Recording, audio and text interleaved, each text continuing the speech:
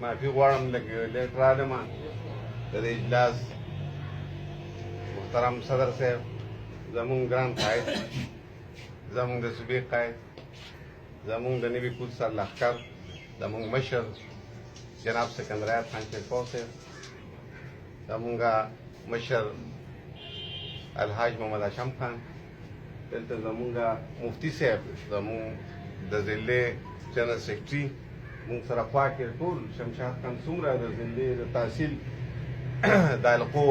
کابینې ملګري زمونږ کارکنان ما خیال دی چې لږ ډېر وخت پس میلاویږو او حاجي صاحب داړه دوست شته الیکشن یې مو کړ رابطې یې مو کړې زما الیکشن کې لږه رابطه دې حلقې سره کمه وه زړه م غوښتل چې یاره په هر حلقه کې کار وکړو هر ملګري له وکړو او د چا د وجې ما هاشم خان له چې په الیکشن کې هغه مره ټایم د چا د وجې هغه چا د وجې به تاسو پېژنئ نو ښه ده چې هغه وجه د منځ نه ووته انشاءالله تعالی مونږ به اوس لکه درونو غوندې د کارکنانو مونږ دلته په دې پارټۍ کې چې مونږ نن ناست یو مونږ فخر کوو په خپل ملي رهبر جناب آفتاب احمد خان شیرپو صاحب باندې سکندر خان شیرپو صاحب باندې چې مونږ نن دا پارټي ده نن دا سوچ دی نن دا نظریه ده او نن مونږ ټول دلته راغونډل یو او نن مونږ ټول د ملي رهبر جناب آفتاب احمد خان شیرپو په مشرۍ کې کوم د پښتنو د ګټې دا تحریک چې کوم دی دا لګیو مونږ د دې په مشرۍ کې چې دا مخکې مونږ ګایو او انشاءالله تعالی چې زندگی وي دلته اکثر داسې خبره کیږي چې مونږ که څه یو نو مونږ د دې کور د ملي رهبر جناب آفتاب احمد خان شیرپو نن انشاءالله تعالی هیڅ پارټۍ وخت په وخت چې څنګه پر نورو ملګرو داسې په ما اعتماد کړو د ضلع جنرال سیکرټري وم نن مفتي صاحب د جنرال سیکرټري دی مونږ به تسلیمو دا زموږ تنظیم دی دا زموږ مشران دي دې ټیم کې زموږ حیثیت چې کم دی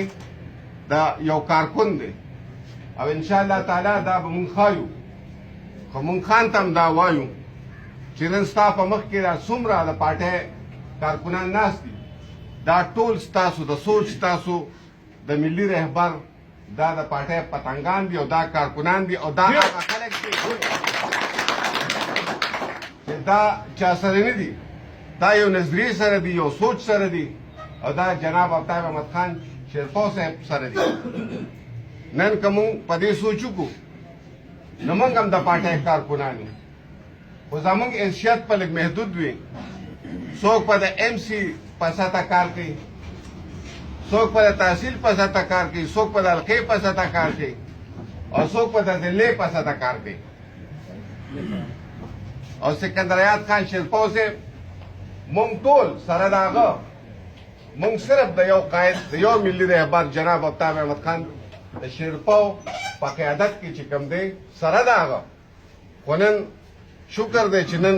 متبادل قیادت دی هغه نن هغه چې کوم دی زموږ نه زیات کار کولی شي نن هغه د صوبې په لیول کولی شي نن هغه د ملک په لیول کولی شي د هغه نن سیاسي پوهه زیاته ده دا کومه خبره ده چې یاره خان مشر خو ښه سړی دی خو یاره دا کشر دا غلطې خبرې دي که چا دا خبرې کړې دي دا غلطې خبرې دي دا زموږ قیادت دی مونږ ټول سره د هغه د پارټۍ کارکنان دي شیر سرخط جناب سکندر خان شیرپو امید خان تورمزه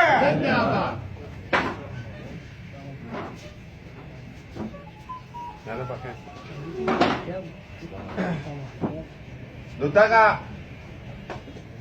ما مخکې ویلي دي اوس هم ویم چې کوم د قربانۍ ملګري کوم د سوچ ملګري په پارټۍ کې سخت هم راځي او په پارټۍ کې نرم هم راځي پارټۍ کې سړی ایم پی کېږي او منسټر کېږي او پارټۍ کې سړی د یو کارکن په حیثیت هم کار کولی شي پارټي سړی له عزت هم ورکوي هغه به ایم پی کی هغه به وزیر کی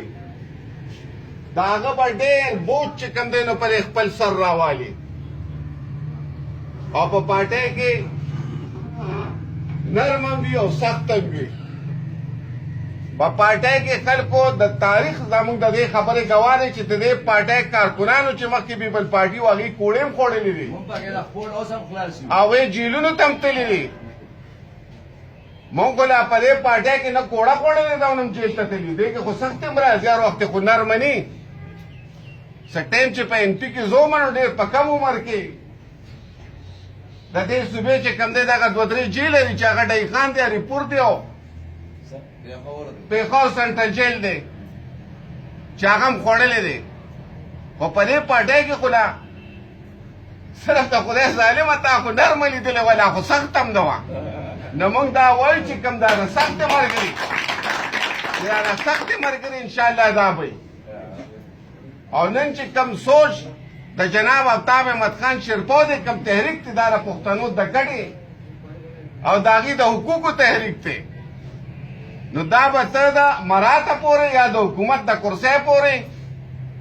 یا چې کوم دی د امپیتوب او د مشرتوب او د دې پورې به چې کوم دی نو نه تړې دا خو ډېره ګرانه لار ده او دا خو ډېر ازغنه لار ده دا خو یو تحریک دی او دا تحریک په انشاءالله تعالی په هغه ځای سټاپ کېږي چې کله دا پښتانه خپل حق حاصل کړي نو انشاءالله تعالی د مطلب او غرض خبرې خان ناست هغه به کوي موږ ته ځان بد ښکاري چې په دې حالاتو کې موږ په سیاسي حالاتو باندې خبرې کوو خو صرف دا ډاډګیرنه ستاسو د طرفه د خپل د طرفه موږ خان له دا ورکوو چې انشاءالله تعالی قومي وطن پارټي د دې ضلعې موږ چونکې د ضلعې سره تعلق دی نو ضلعې خبره به کوو چې د ضلعې یو قوت دی او انشاءالله تعالی دا قوت په وي او دا قوت په برقرار وي او که دغسې یو سړی سوچ کوي چې زه په هغه 57 حلقه کې چې کوم دی زمانه بغیر به الیکشن نه کېده زمانه بغیر الیکشن نه کېږي زمانه بغیر د ټیکټ څوک شته نه نو دا هم د دوی غلط سوچ دی زه نن په دعوه سره وایم چې زمونږ د هغې حلقې چې د کوم نه دا ملګري زمونږ تللي دي نن هلته چې کوم دی زمونږ ټول ملګري په خپل ځای ساتي او دا به درته مونږ ښایو چې انشاءالله دا حلقه ستا د وجې نه دا د قومي وطن پارټۍ د کارکنانو د وجې دا حلقه چې کوم دی د هر چا مقابله به کوي دې پارټۍ کارکنانو قربانۍ ورکړي دي زمونږ د سټیشن شهیدانو ګوره زمونږ د شیرپو شهیدانو ګوره حیات محمد خان شیرپو شهید دا د هغه لار ده صرف وقتي طور